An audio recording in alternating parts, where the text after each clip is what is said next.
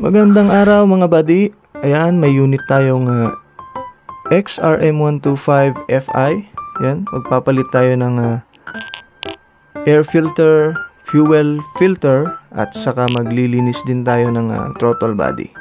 Kailangan nating mag-maintenance para sa magandang performance. Okay, let's go!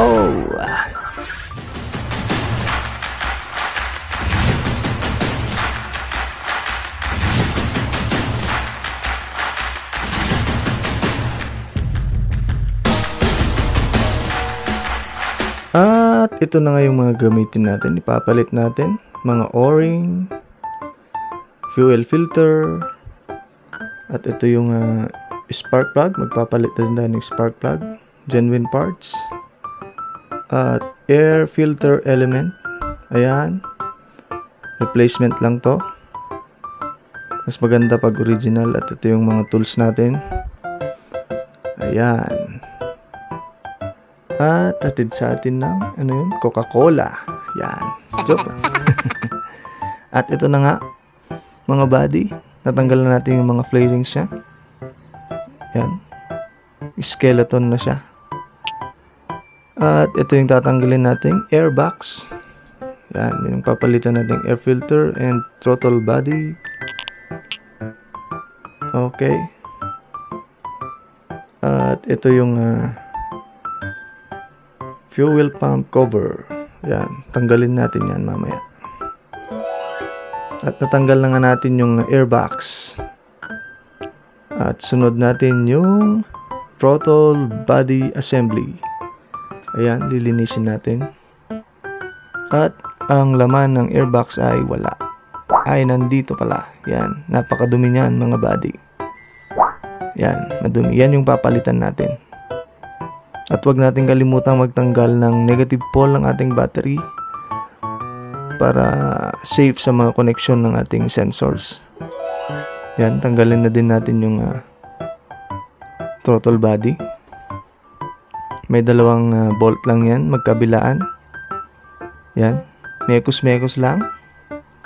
And then minekos-mekos ni pinsan sa kabila. At ito na nga, napakaigpit. Yan. Medyo mahigpit lang. Yan, tanggalin natin yung dalawang bolt niyan. Yung throttle body at saka yung intake manifold. Yan, yung throttle body. Tanggalin yung air screw para malinisan yung mga maliliit na butas. Yan. At ito yung intake manifold. At ito yung panlinis natin, CVT cleaner or throttle body cleaner. Pwede lang yan mga buddy. Okay. Yan. Bugaan na natin yung loob. Dahan-dahan lang kasi medyo sensitive yung ating TPS sensor or throttle positioning sensor natin. Yan. Ganyan lang maglinis mga buddy. Punas-punas and then buga-buga. Yan. Yan yung air screw. Idle air screw. Yan, may mga malilit na butas sa dulo. At ayan na nga, nalinisan na. Ibabalik na natin. Okay, dahan-dahan lang kasi plastic lang yan mga buddy.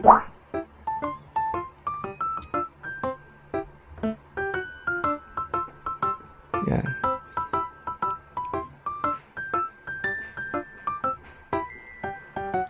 Yan, ibalik na din natin yung intake manifold at throttle body. May dalawang bolt. Huwag natin kalimutan yung mga o-rings. Kailangang maigpit kasi baka sisingaw. Yan.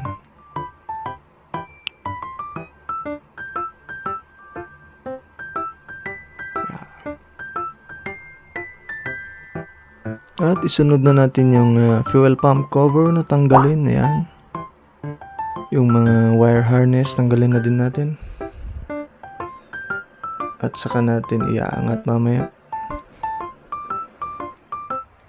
Okay, tanggal na yan. May 4 na nut, kailangan nating tanggalin yan para matanggal natin yung fuel pump. Yan, luwagan muna natin. At saka natin tanggalin muna yung fuel line. Yan, press lang ng konti and then hilain natin. Kuha tayo ng basahan para pag may tumagas na gas, hindi siya kumalat dyan sa may tangke.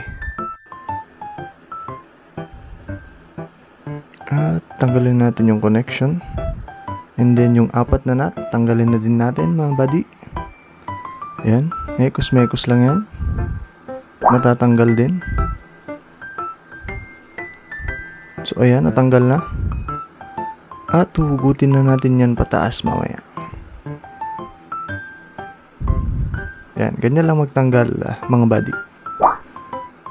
Yan, medyo sumasayad lang yung fuel filter. Kailangan nating sungkitin muna para may matanggal natin yung buong fuel pump.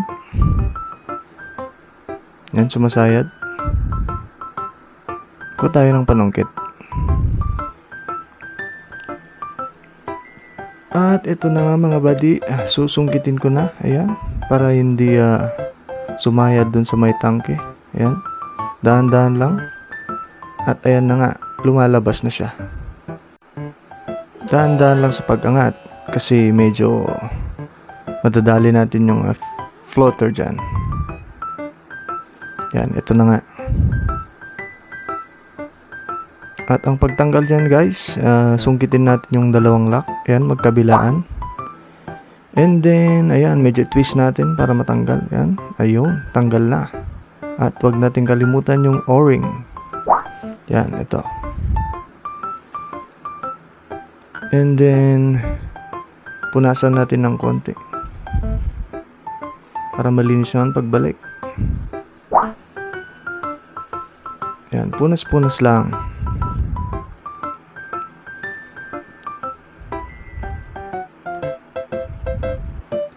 And then, ilalagay na natin yung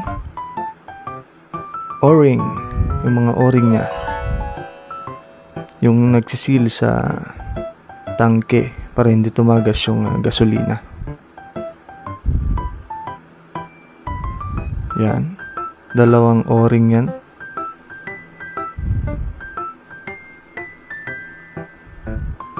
And then, yung pangalawa ilalagay din natin. Yan. Ganyan lang guys ang paglagay. Medyo madali lang.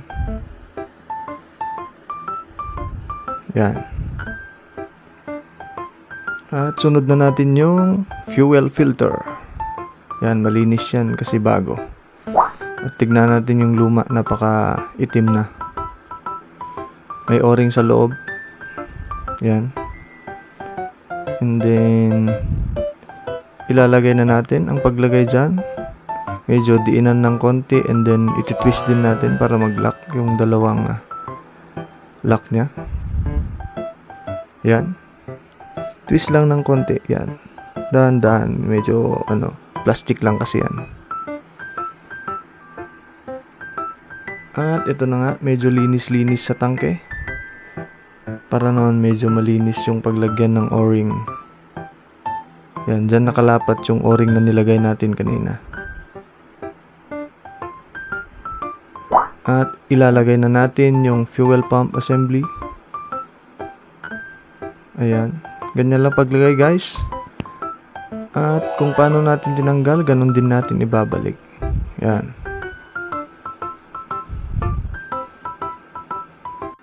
At ilalagay na din natin yung 4 na nut na tinanggal natin.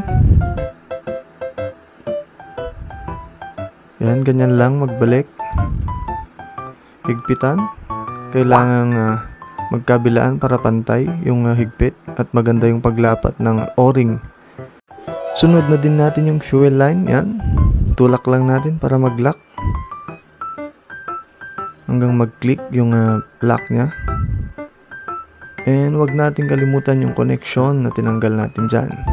Kasi connection yan ng fuel pump.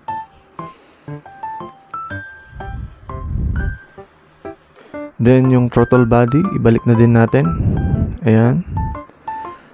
2 bolt ulit. And mekos-mekos. At yung mga cable niya, ibabalik na din natin. Ayan. And then yung isa, kasi dalawa yan.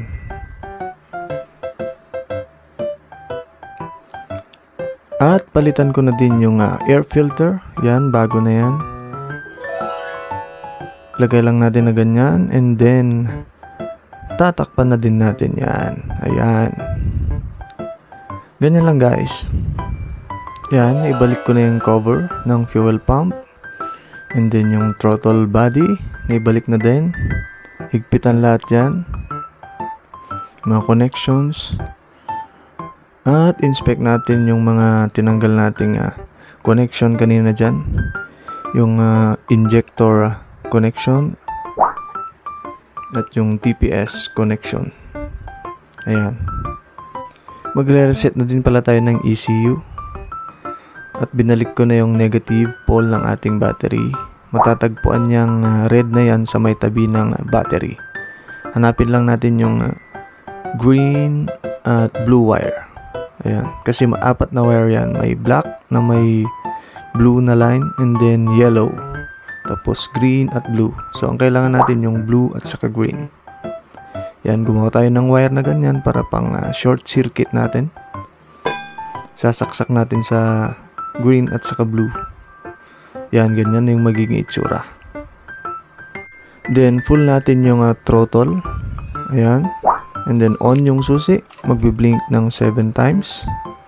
1, 2, 3, 4, 5, 6, 7. Bitaw. And then magbi-blink ulit. Ayan, okay na. I-off na natin yung ignition at pandarin natin ng mga 5 to 10 minutes para ma-relearn yung ECU. Babalik siya sa stock. At ayun, successful ng ating ginawa. So, hanggang dito na lang mga buddy. At see you on my next vlog. Thank you very much for watching. God bless.